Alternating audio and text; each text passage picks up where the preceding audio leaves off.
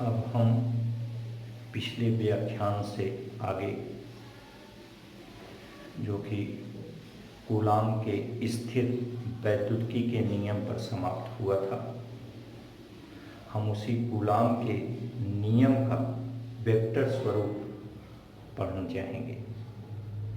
तो आज कूलाम के नियम का सदिश स्वरूप, Coulomb's law in vector form. इसके लिए माना दो बिंदु आवेश Q1 व Q2 है।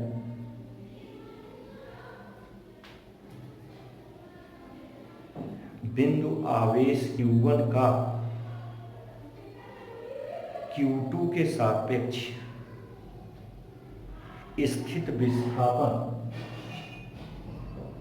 वेक्टर R12, इसी प्रकार बिंदु आवेश Q2 का बिंदु आवेश Q1 के सापेक्ष स्थित विस्थापन R21 है। चूंकि सदिश राशियों में परिमाण व दिशा दोनों होती है, तो इन सदिशों का परिमाण R12 बराबर R21, क्योंकि विस्थापन का परिमाण दूरी होती है, अतः ये आपस में बराबर होगी। इसकी दिशा के लिए सदिशों की एकांक सदिश को देखते हैं।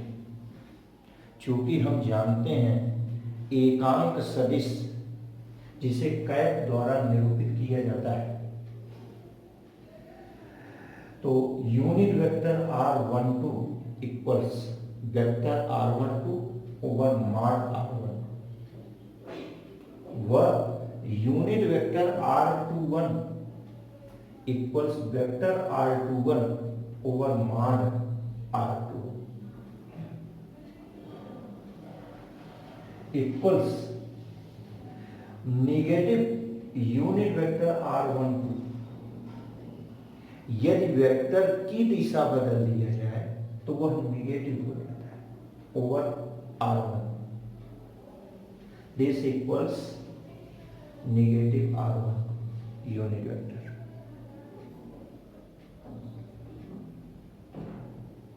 पुनः आवेश Q1 पर आवेश Q2 के कारण लगने वाला वैद्युत बल F12 बराबर 1/4 पाई एप्सिलॉन 0 Q1 Q2 बटे R12 square into unit vector R12। इसे हम यहां के अनुसार समीकरण 3 मान ले रहे हैं। इसी प्रकार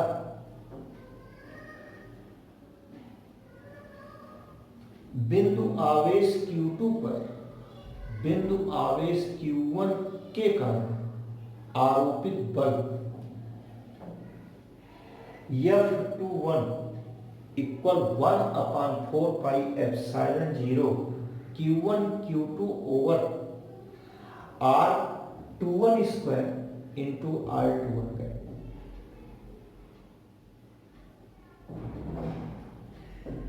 इसे थोड़ा हल करने पर R21 कैप की जगह माइनस R12 लिखा जा सकता है, जो कि समीकरण 2 में दिया गया है। अतः बल F21 बराबर 1/4 पाई एप्सिलॉन 0 Q1 Q2 बटे R12 स्क्वायर, क्योंकि R12 और R21 परिमाण में बराबर है, जो कि समीकरण 1 में दिए गए हैं, गुणे माइनस R12 है।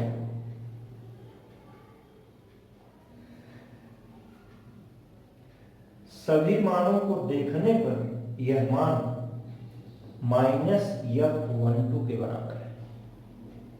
इस प्रकार हमने सिद्ध किया कि Q1 आवेश पर Q2 आवेश के कारण आरोपित बल, Q2 आवेश पर Q1 आवेश के कारण आरोपित बल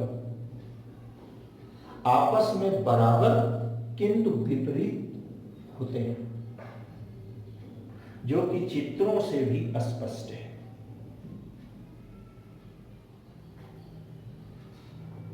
यदि हम दोनों आवेशों Q1 Q2 के चिन्ह समान ले लें, चाहे धनावेश ले लें दोनों, चाहे दोनों ऋणावेश ले लें, गुणनफल Q1 गुणे Q2 सदैव धनात्मक होगा और 0 से बड़ा होगा।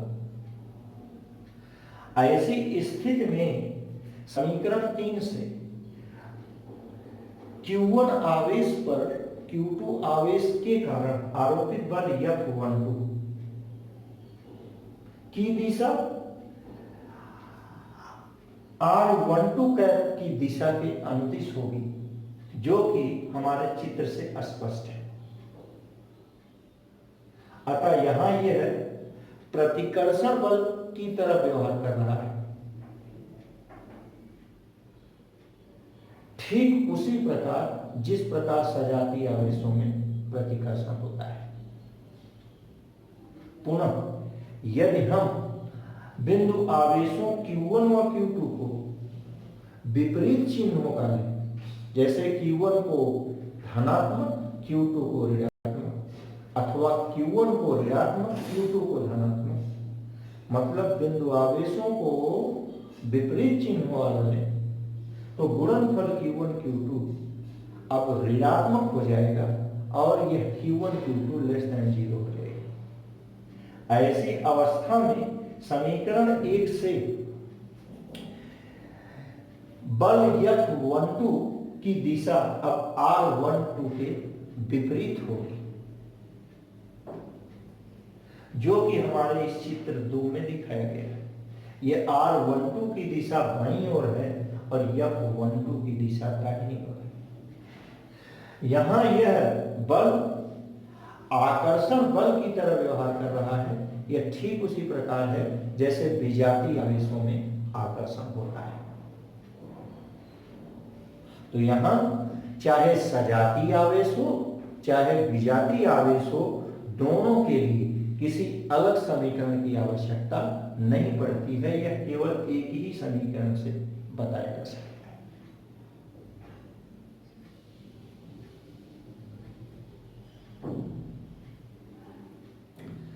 हम इस कूलाम के सदिश स्वरूप का महत्व देखते हैं।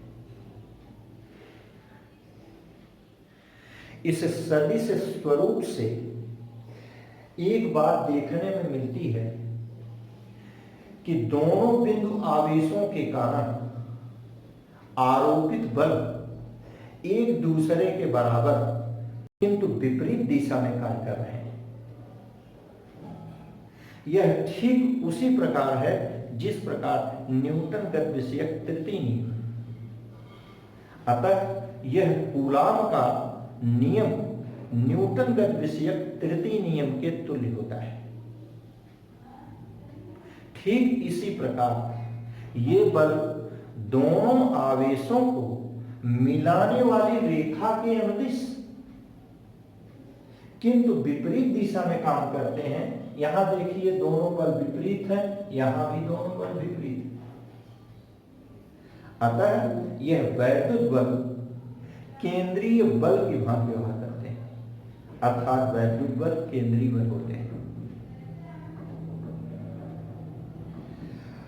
कूलाम के नियम का महत्व, जैसा कि हम पढ़े हैं कि दो बिंदु आवेशों के बीच कार्य करने वाले बल के बारे में कूलाम का नियम हमें बताता है, जबकि केवल यही बात सत्य नहीं है। कूलाम का नियम दो बिंदु आवेशों के बीच कार्य करने वाले बल के अतिरिक्त भी हमें बहुत जानकारी देता है। जैसे इसी कूलाम के नियम की सहायता से हम परमाणु के भीतर इलेक्ट्रॉन नाभिक से कूलाम्बीय आकर्षण बल द्वारा बंधे रहते हैं, जिससे परमाणु का निर्माण होता है। परमाणु से इस वैद्युत बल द्वारा बंधे रहते हैं, जिससे अणु का निर्माण करते हैं।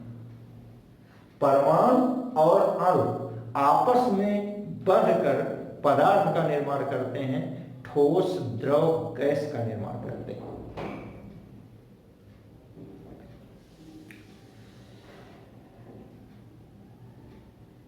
पदार्थ में परमाणुओं के भीतर नाभिक में मूल कण प्रोटॉन तथा न्यूट्रॉन होते हैं।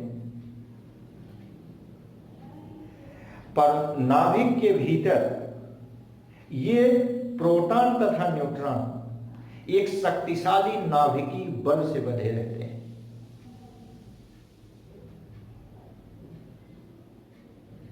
इसका यह अर्थ नहीं है कि नाभिक के भीतर प्रोटॉनों के बीच वैद्युत प्रतिकर्षण बल नहीं लगता। वास्तव में नाभिक के भीतर प्रोटॉनों के बीच यह वैद्युत प्रतिकर्षण बल लगता है, किंतु यह नाभिकीय बल की तुलना में बहुत क्षीण होता है।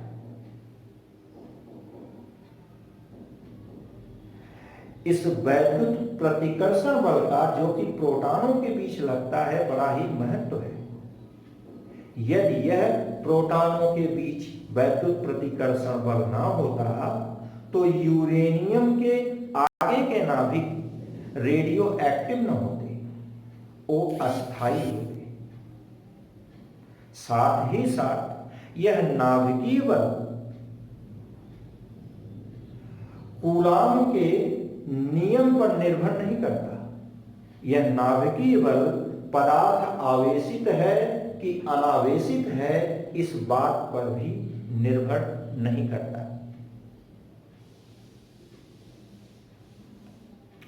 अंत में हम वैद्युत बल की गुरुत्वाकर्षण बल से तुलना करेंगे। हम जानते हैं कि दो बिंदु आवेशों के बीच लगने वाला वैद्युत बल उन्हीं आवेशों के बीच लगने वाले गुरुत्वाकर्षण बल से तुलना करा सकते हैं। जैसे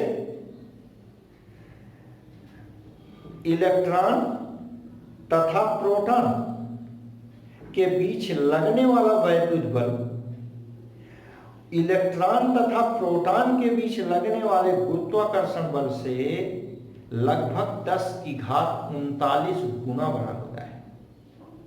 ठीक इसी प्रकार प्रोटॉन के बीच लगने वाला वैद्युत बल प्रोटॉन के बीच लगने वाले गुरुत्वाकर्षण बल से लगभग 10⁻43 गुना बड़ा होता है। 10⁻36 गुना बड़ा होता है। ठीक इलेक्ट्रॉन के बीच लगने वाला वैद्युत बल इलेक्ट्रॉन के बीच लगने वाले गुरुत्वाकर्षण बल से 10⁻43 गुना बड़ा होता है। वैद्युत बलों की तुलना गुरुत्वाकर्षण बलों की तुलना करते समय ये हम 2-3 बिंदु जो कि अलग अलग थे बताए। वास्तव में ये वैद्युत बल और गुरुत्वाकर्षण बल ये केवल अलग ही नहीं होते, इनमें कुछ समानता भी होती है। जैसे वैद्युत बल व्युत्क्रम वर्ग नियम का पालन करते हैं और गुरुत्वाकर्षण बल भी व्युत्क्रम वर्ग नियम का पालन करते हैं। वैद्युत बल निर्वात अथवा वायु के लिए भी सत्य है, जबकि गुरुत्वाकर्षण बल भी निर्वात अथवा वायु के लिए सत्य है। इनकी भिन्नता में और देखिए तो वैद्युत बल आकर्षण बल भी होता है और प्रतिकर्षण बल भी होता है, जबकि गुरुत्वाकर्षण बल केवल और केवल आकर्षण बल होता है। इससे यह पता चलता है कि वैद्युत आवेश दो प्रकार के होते हैं, एक धनावेश तथा दूसरा ऋणावेश, जबकि द्रव्यमान केवल एक प्रकार का होता है। थैंक्स।